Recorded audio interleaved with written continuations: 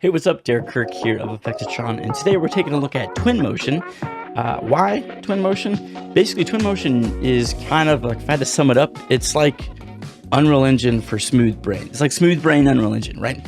It's limited, it can't do as much as that, but it does have all of Unreal Engine's Lumen capabilities and Path Tracer, and you have access to all of Quixel.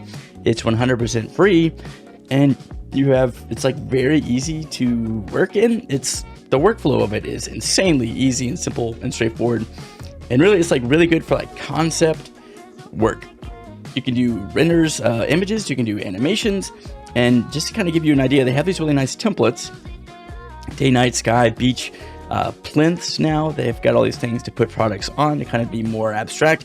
But basically, Twinmotion used to be like purely for like ArcViz type stuff. Like if someone said, "Hey, we're gonna take this parking lot or this empty lot and we're going to turn it into a park or a building, and this is what we have." So you design it in CAD, and then you would put some people in and light it, whatever. But now it's like super good. If you want to look at some of their learning, some of the stuff they make is wild, as well as like this lake house retreat, things like that, dressing up your scene. They have all these nice courses. The plugins, they like, if you use 3ds Max or Arcade, whatever your client uses, like Rhino or something like that, like SolidWorks, if you're designing your product and you just need to light it and add some materials on it to showcase it, to sell it for like a pitch or something, this is a great tool to use that. You don't have to like be good at 3D software to use this. It's pretty straightforward. That's why I think the big power of it is, but it also has depth, more depth than you would expect. Like Revit and City Engine is built in. It also can live link with 3ds Max and stuff. It also has Datasmith capabilities. So, I mean, you can do a lot of cool stuff, but let's go ahead and look at some of these templates. And you can tell like the way it works is basically you've got like this cool little watch scene, or these shoe renders or car renders, like these kind of ArcViz places. But you also like the architecture one's probably like it's just a big empty space, and you have all these crazy tools that are very easy to use and fill in. So we'll start with product stuff because that's probably more what you're interested in. So if you're modeling things like plasticity or Rhino, whatever you do, whenever you export that out as an OBJ or an FBX, whatever, the thing you need to do is you need to break up every single one of your things that you want to put a material on needs to be its own object. That's what I've kind of found out. So if you download something from Sketchfab or whatever, and you want to just kind of showcase a product, or someone sends you and it's like one big file, you need to take it into whatever software you have, 3ds Max, C4D, Blender, whatever, and break apart based on the material groups or whatever you want, or polygon faces, whatever. And you want to make sure you've got it in different groups. So like this shoe, you can see, is made up of the sole, the stitches, the tongue loop, like all these things. And then you've got the inner parts of the shoe as well. So you've got all these like pieces of just what would normally be one FBX. So the cool thing is you can come in here and you have access to all of these things. And you can see like, this is like a nice little studio setup, right? And if we want, we can just turn on path tracing right here. Boop. Set it to high. And it cooks and it looks good, right? So we have Adobe Substance here. So we have access to some of these Substance things. We can make our template here, coffee foam. Boom. Whatever. Embroidery design, blah, blah, blah. I mean, the quilt, a sound blanket, just like that. That looks cool. That's a really cool showcase there. But yeah, we can come in here. You can get things straight from Sketchfab, which is wild. You just search for it, download it, and bring it in straight from there. So like, let's do headphones or something like that. And there's some headphones, gaming headphones like that. Boom. So we'll download that. And we'll just bring that in. And scale it down because it's huge. Grab our headphone model. And it looks like that. They're absolutely enormous. Oh my gosh. Close enough. Right? Cool. Let's get our shoe out of here. Shoe, just hide the shoe. Cool. So now what we can do is we've got that. Cool. Now, whoops. So now we've got that. What we can do is go to our materials, and we've got our shapes here, or our materials here. And let's say we want to actually make this like a wood grain because I think that'd look cool. Well, let's just come in here and grab a wood grain. And everything has this like nice big preview of what the material is going to look like, which I love. I think all things need that because, yeah, shader balls kind of show you what it's going to look like, but not like that. So like that. Okay, boom. And we're just going to slap it on there. That looks decent, but maybe we need to change the UV from to cubic. And we can do that right here. So try that again.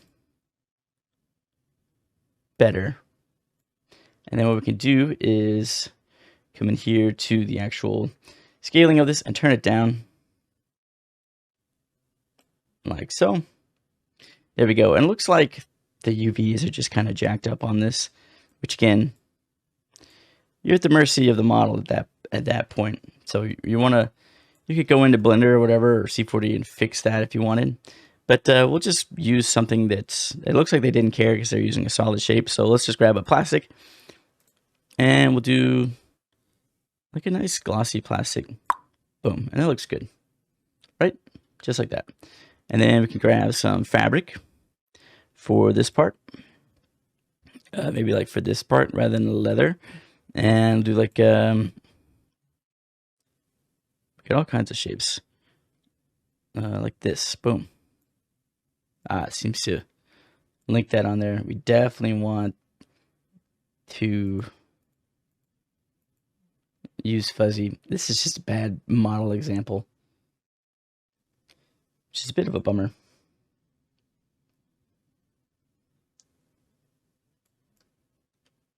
But yeah, but you can see like if you had the proper thing set up, like how easy that was. And then we could come back in here.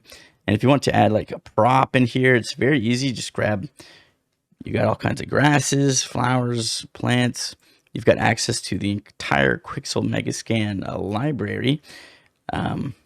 Food, fruit, yeah, banana. And you just download it and bring it in. Banana, boom.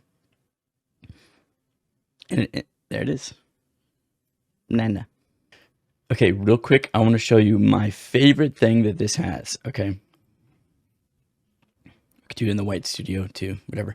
But it has the ability to take a tile, and basically like in C40 and Redshift, you have the OSL like randomizer for the material tiling. This has that built in as well. So let's grab something like, I mean, also they have neons that like change colors and stuff, which is really fun. So it's going to go boom, and you can see it's got the GI going. Very cool. Yeah, but let's go ahead and grab something like a ground. Let's do nature and just do this grassy ground. Boom, toss it on there. Looks like it's got the displacement actually built into that, but that looks pretty rough. So let's take that and scale it down. Boom. Okay, so we scaled it down. It looks pretty good now. But you can kind of see the tiling in it, but check this out. We just go randomize UV. Bam. You can rotate it around, adjust that, stretch it, whatever. Offset it. But yeah, randomize UV. Let's grab one that's maybe a little more obvious. Let's grab the pebbles. Scale those down. You can see these lines here, right?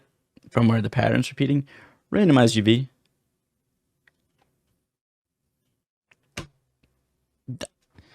How hard is that? Put that in Redshift. Come on. What are you doing? It's beautiful. Absolutely amazing. So yeah, it does look like the displacement is kind of automatic and awesome. It's kind of great. River rocks. Tiling once again. Randomize UV. Tiling's gone. I love that feature. But you get the idea just from that, like how easy that was to come in, replace, manipulate, and create. And it has like these nice cool plinths like I showed here. But yeah, we could do like a big area here.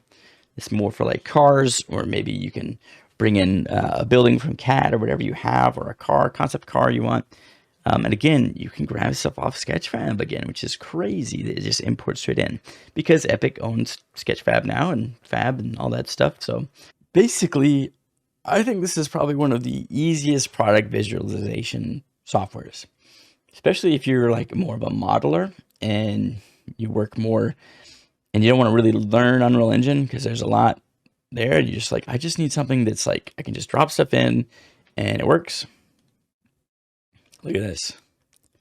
Look at this. That's awesome. Okay, so now what we can do is click our ambience, and this is where we can really adjust our sky, our atmosphere density, turbidity. We can do volumetric clouds.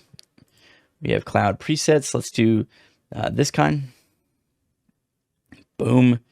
There's our clouds. We got reflections off of it and everything. We can lower them down, you know, make them in the mountains. Absolutely nuts. Scale them. Gorgeous. Good gravy. Change the turbidity back down, the atmospheric density. Nah, well, yeah. Like that. Make it, you can adjust the cloudiness. Like why is this not a thing in like Unreal? I mean, like in C4D. Like that is so cool. Okay. Lower the height down a little too low, like that. Boom. And then you can add fluffiness, flat bottom, sure. Vertical extent, nice. Scale them, obviously. Boom. Gorgeous. Distribution, you can change that up. Affected by wind, yes.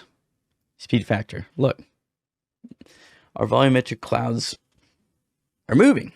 This is beautiful. Wind, we can change the season. We can make it rain, just like that. Boom. Instantly puts puddles on the ground. It's like all these things that require plugins and stuff in Unreal are just built into this because they're limited. But, well, what if it needs to be snow? Well, there it is. Boom, you get your snow shot. You get your car in the snow, just like that. Dead trees. Boom. Absolutely awesome. Oh, we need some fog. Increase the fog density up here a little bit. Oh, yeah. I mean, we got a winter scene. I love this. This is so cool. Get this car out of here, though. That's stupid looking. Let's add a tree. We'll just toss a tree in here, right? Boom.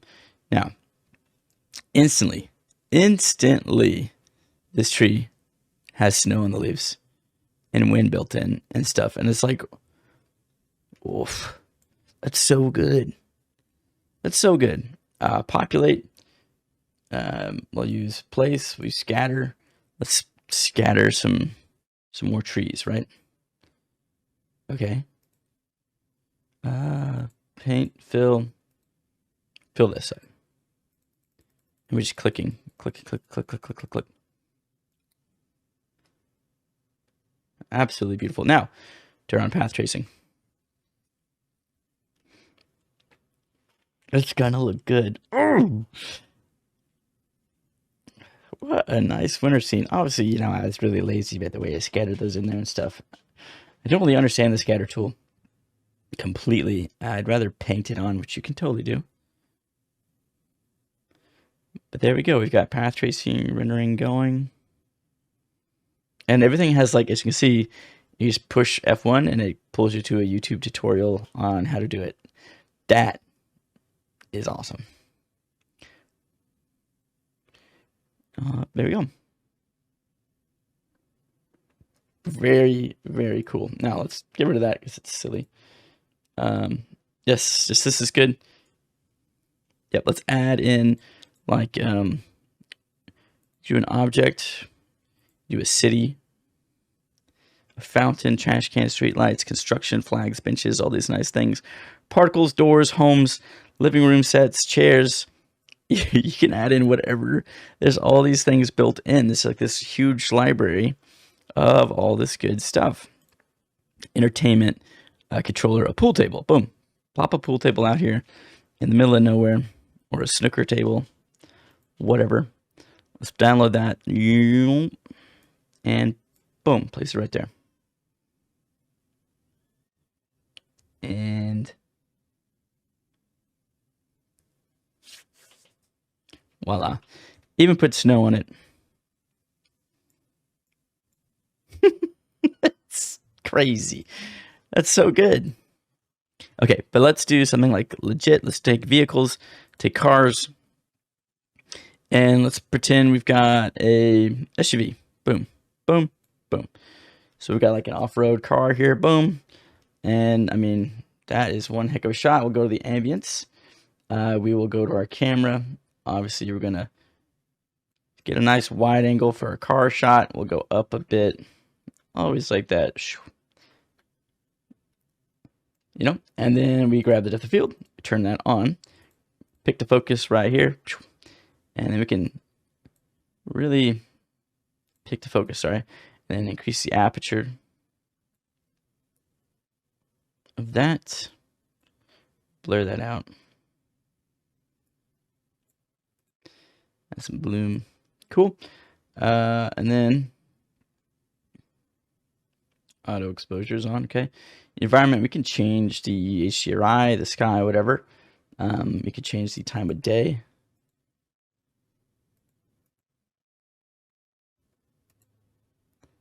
I think kind of like that. Looks pretty good.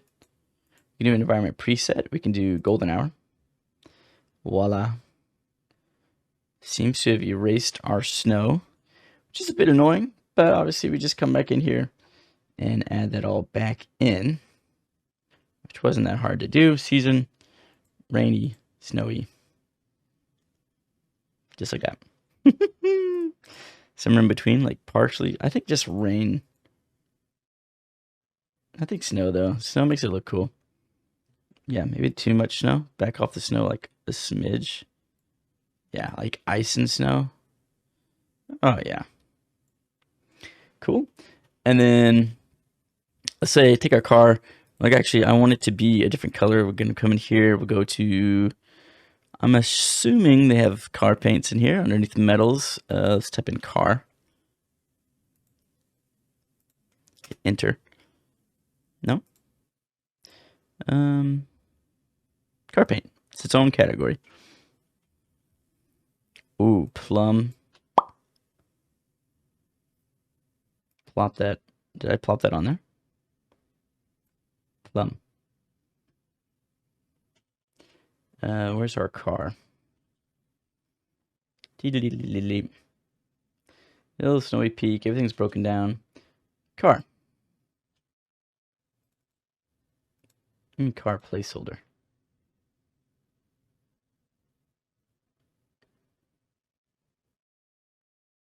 Huh? SUV. Color. Oh, you can just choose the SUV color inside of here. Well, that's beautiful. Hit path tracer. Absolutely nuts. I mean, how fast was that? Like, like building that out would take ages. Not, I mean, take a while in C40. You definitely wouldn't render that quick. Boom, there it is. Done. Lovely. All right, let's say too far. Turn this off. Turn off path tracing so we can do this in real time. I want to turn my fog back on. That's what we're lacking. Fog density. I think that really sold it. Slow down. Too slow. There we go. Yeah, so it seems like tuning on the model, but you probably want to do more wide shots than type. There we go. I mean that.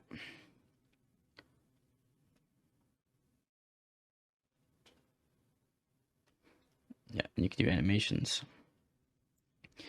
Maybe we do want a little more snow. What do you say? Also more wind. Also more clouds. More snow. More clouds. Density. That's like the cloud density, which is fine. The amount of clouds, cloudiness, yeah, like that. And lower it down. Oh, yeah. That's crazy. Beautiful.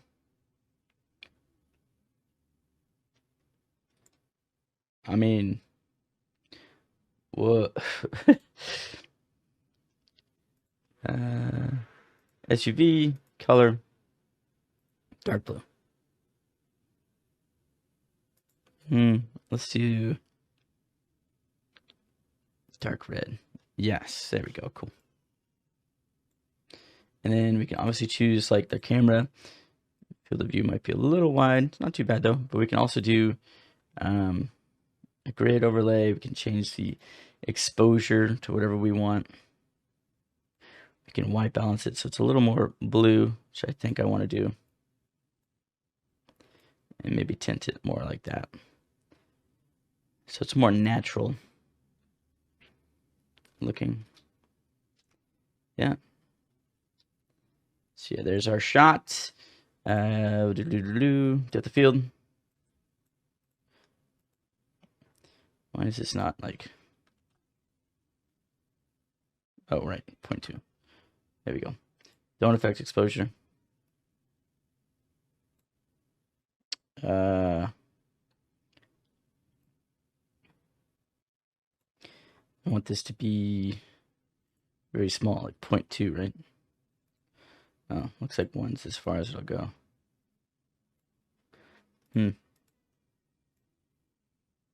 Doesn't seem like it wants to blur out the background that much, but not bad. Not bad at all. Yeah, let's zoom out a bit.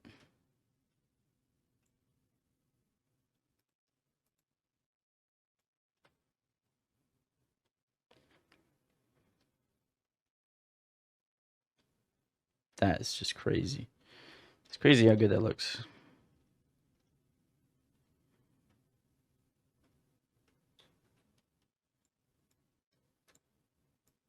Pretty cool. So let's take it off the snow and put it on the rain. And maybe leave it at that. Yep.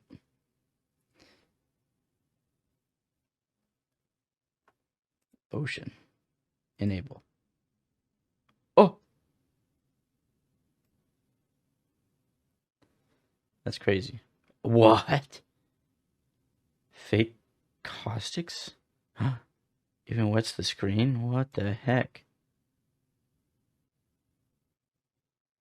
My mind is unraveling. 5. There it is. That's awesome. Okay, cool. But yeah, then we do path tracer. Boop. And we say hi. We let that go, and we've got ourselves a car shot where literally all we did was finagle some materials in the environment. And that was way faster than anything else. But obviously, yeah, bring that in with your materials, your objects, break it up. So the important part is break it up so that each material selection part that you want is its own mesh, and bring them all in together, I think is the way to go. So yeah, it's not like the end all be all, but I mean, it's not like insane, like groundbreaking, changing everything, but it might be something you need that you like, if you need to send the client something pretty quick and you're like, here's kind of the look of what it's going to go for. This is pretty good, like a concept thing for a pitch or anything like that. That's good. So yeah, especially if you're someone who designs something and like the product and models it, and you don't want to get into Redshift or Octane or whatever to build it all, like this is a pretty straightforward way to make it look pretty good right off the rip without really diving into new software. But yeah, it's got a lot of tools. We barely scratched the surface, and it's kind of awesome. It's got some really nice templates and stuff. So we could obviously come in here and rebuild out an entire scene with, like, is this what I want to use instead of Unreal Engine when it comes to building environments, shots and stuff? Maybe, probably not, because I like cargo and all that stuff. So, but yeah, I mean, look, we'll wait till this like renders out and take a look at that. It's not taking too long, but it is looking good. So, pretty wild. There we go. I mean, that looks fantastic. So we would just go to media, add that image, say add, there it is, and go to export. So you have all these different shots too that are like built in for all these templates. So if you're like, okay, I don't want my shot, I want this shot, you double click that, boom. Looks great. Obviously, our ambiance has changed. But again, just turn that up. Pretty straightforward. Rain. Snow.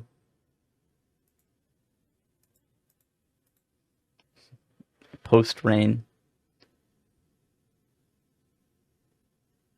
Yeah, jeez. It looks great. Get cloudy. Volumetric. Super nice. Come back here, and you got all these cool shots you can do. But yeah, come back into here, boom, and you just go to export, and you choose your image, and you'd say not 3D mode. You can say motion blur, but PNG, image, and refinement, high refinement, boom.